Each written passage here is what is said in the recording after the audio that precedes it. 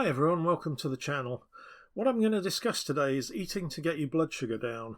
And I've been managing my blood sugar without having any kind of drugs or anything for 15 years now, so I have a lot of experience with this.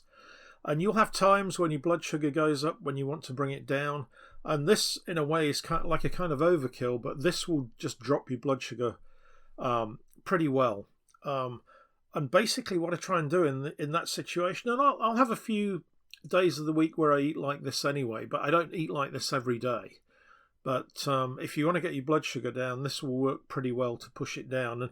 And you know what I do on my course, the how to attack type 2 diabetes like a Viking.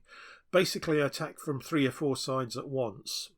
And with the meal section, what I'll try and do there is try and keep each meal at around 13 carbs, which will give you quite a low number of carbs for the day. So a good way to start the day, what I do, I make a hard-boiled egg and 1 slice of buttered bread, and I'll get that ready the night before. You know, you can make a couple of days or 3 days of eggs, and the same with the slice of buttered bread. So it doesn't take very long to cut that up and put it all together in the morning, and then you just go and eat it. And you might think that's not very much to eat, but it will actually keep you going pretty well until lunchtime. And one of the reasons it keeps you going well is because there's not much sugar in it. There's only 13 carbs effectively.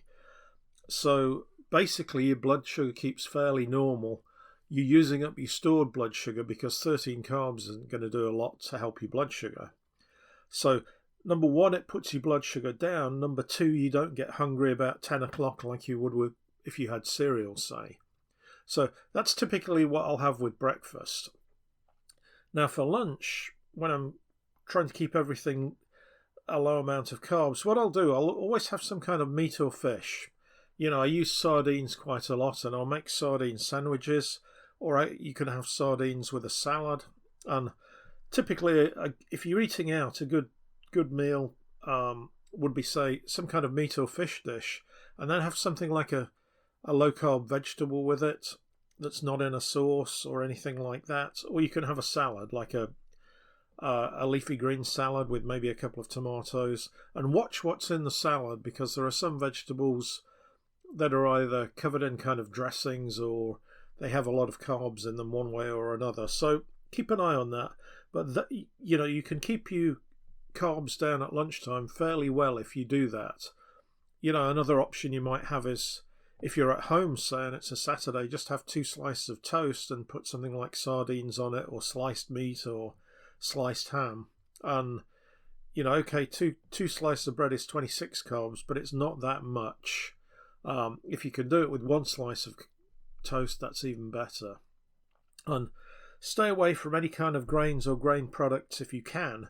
You know, that's why I'm saying the ideal thing is, say, a salad or low carb vegetable, because then there's not very much in the way of carbs in it. And for dressing, be careful of the dressings. You know, I'll typically use olive oil with herbs in as a dressing, and there are better tasting dressings. I like ranch dressing, but that's obviously going to have some carbs in it. So if I really want to keep things low, I'll use olive oil and herbs. And you can easily put a bit of olive oil together and find some herbs to put in it.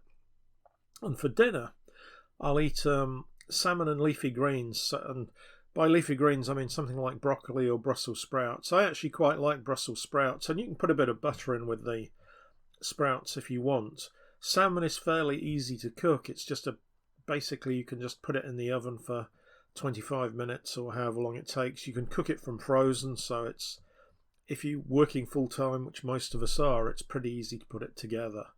And again, leafy greens such as broccoli or Brussels sprouts or any type of leafy green has really no carbs in it, so it will fill you up, but you don't get that carb hit.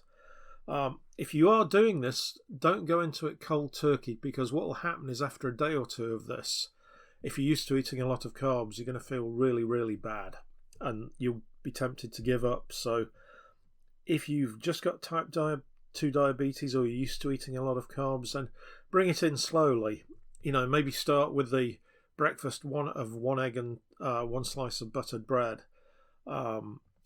Eat this, or you can eat this diet for 1 day, and then the second day use your normal diet, the third day use your normal diet, fourth day back to the low carb diet, and gradually move it in so that slowly you get to the stage of every day you're eating 13 carbs per meal. And you won't have to do that forever. It's just a good way of lowering the amount of carbs going in. And you'll start to see results from that probably after a week or two. You also need to do the other things I've said, attack from as many sides as you want. So do exercise as well, which helps, like a couple of miles a day. But this will give you a basis for basically what to eat to keep things low. And you don't have to eat exactly what I've said. Just take the general principles and work it to what suits you. You may hate fish or something like that, so just adapt from that. I like fish. When I was young, my dad used to eat fish a lot, and I preferred steak, and I always wondered why he ate fish, but I actually eat quite a lot of fish now. I somehow along the way came to really like it. So this is basically just some advice on how to get your blood sugar down, and it will have a cumulative effect. I always say it took you a long time to get very high blood sugar. It's going to take time to get it back down again, but if you continually do this, it will gradually come down over a series of weeks, because basically what you're doing, you still got your normal outputs of energy and everything, but you've reduced the inputs, which is basically the the sugar coming in. So you can think of it like a giant reservoir, which is basically how your body stores sugar. It doesn't store sugar as sugar itself, but it stores it as a lot of compounds that can be converted back into sugar. Like the liver can dump a load of sugar back into your bloodstream if you suddenly have low blood sugar from, say, running a marathon or something. And there's one type of compound there for doing that. It can also convert fat as needed, but that takes more time. So that's more of a thing that would happen. And you see that happening once you've done this for a while. You'll actually feel it switch over from, because you'll basically run out of blood sugar sometime during the day. And for about 20 minutes, you kind of don't have a lot of energy, but then your body will switch over to producing its own energy. And that actually works really well. When you have that, then basically you have exactly the right amount of energy. You don't have too much blood sugar. You don't have too low blood sugar. And that's the way the body's designed to run. We're not designed to eat as much as we do. And we're not necessarily designed to have three meals a day. We might have one meal one day 10,000 years ago and then another big meal, say 3 days later. So your body is designed to cope and adapt and give you the right amount of energy. And basically by lowering your carbs, you're getting it back to that kind of thing. But as you move it into that, it's going to have forgotten how to basically pull fat out of your body and convert it back to sugar.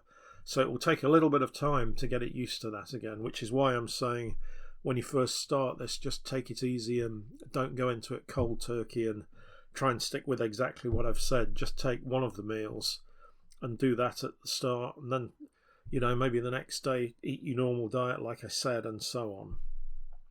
Okay, so with that being said, I'll keep the video fairly short and end here, but that's just basically what I do as a way of getting my blood sugar down, and it basically puts pressure on the input side of the equation. So if you're bringing in less carbs, then your body is going to have to either find some carbs from somewhere, because it's still going to burn them no matter what you're eating. Okay, so with that being said, I'll say thank you for listening, and I hope you all have a good day and a good evening. Okay, thank you, and I'll look forward to seeing you in the next video.